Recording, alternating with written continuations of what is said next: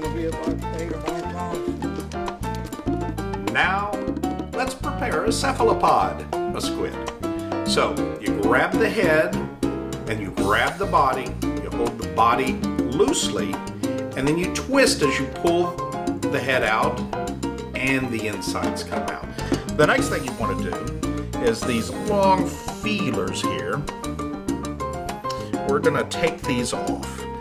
Then with the head, we're going to take a look at the eyes. We're going to move a little bit between the eyes and the tentacles, and we're going to give it a slice. Now, the tentacles are almost ready, but what we do need to do is remove the beak.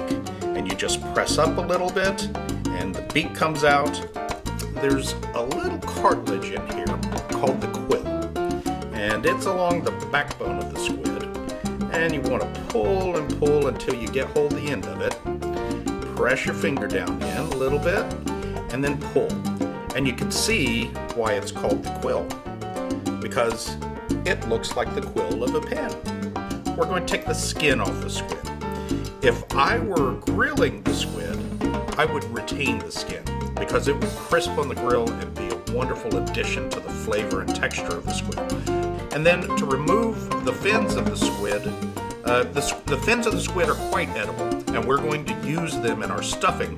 But for better presentation, you just simply pull these off, and you have a great body here. Here we have stuffed calamari stuffed with shrimp, and then we fried the tentacles, and we've got a beautiful dipping sauce with lots of dill.